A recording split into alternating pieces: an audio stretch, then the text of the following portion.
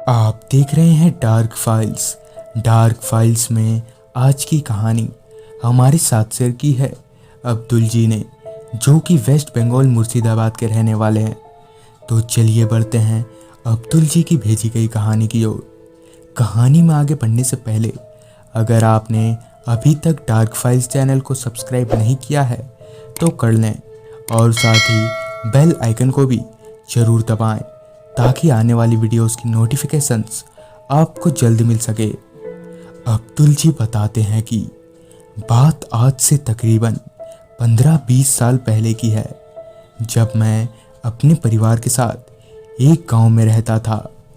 उन दिनों गांव में नया नया होने के कारण आसपास के जगहों के बारे में मुझे ज़्यादा कुछ पता नहीं था। हुआ कुछ यूँ कि एक बार मुझे मेरे पड़ोसी से पता चला कि गांव के जंगल के पीछे रेलवे ट्रैक है, जहां 24 घंटे कोयले से भरी मालगाड़ी का आना जाना लगा रहता है, जिस वजह से वहां पटरियों पर काफ़ी मात्रा में कोयला यूं ही पड़ा रहता है। उसकी आधी बात सुनकर ही मैं वहां से घर चला आया। अब दिन के उजाले में तो वहां नहीं जाया जा सकता था।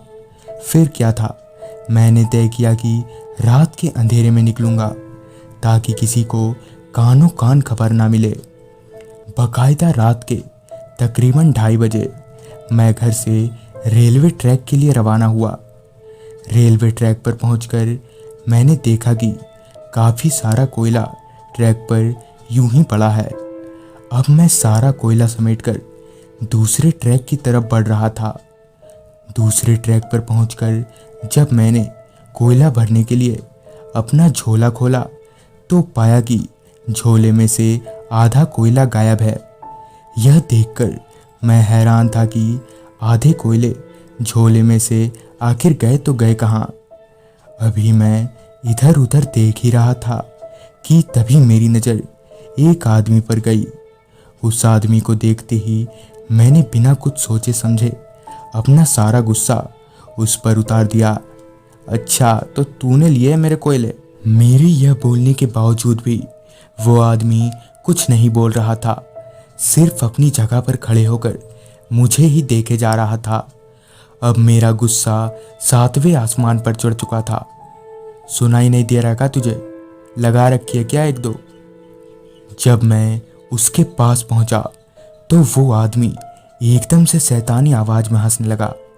उसकी आंखें एकदम से लाल हो गईं।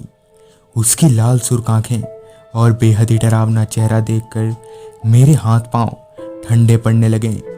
देखते ही देखते उसने मुझे रेलवे ट्रैक पर पटक दिया। मैंने वहां से उठकर भागने की बहुत कोशिश की, पर ना जाने क्यों मैं खुद को काफ़ी भारी महसूस कर रहा था, जिस वजह से मैं खुद को उठा ही नहीं पा रहा था। मुझे कुछ समझ नहीं आ रहा था कि आखिर मेरे साथ हो क्या रहा है। मैं अभी उस शैतान से अपनी जान की भीख मांग ही रहा था कि तभी मेरी नज़र सामने पटरियों पर गई, जहां से 2 लोग मेरी तरफ ही बढ़े आ रहे थे। ठीक से देखने पर वो रेलवे के कोई कर्मचारी मालूम पड़ रहे थे। उनके मेरे पास पहुंचते ही वो शैतान वहां से गायब हो गया, जिसके बाद मेरा शरीर फिर से हल्का हो गया। मैं वहां से भागकर घर पहुंचा।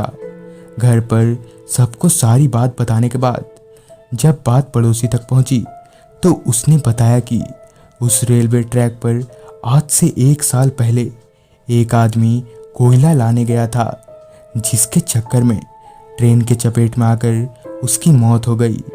तब से उसकी आत्मा वहीं भटकती है। तो दोस्तों, ये थी अब्दुल जी की भेजी गई कहानी। अगर आपके पास भी ऐसी कोई कहानियां हैं तो हमारे साथ ज़रूर शेयर करें और देखते रहें डार्क फाइल्स।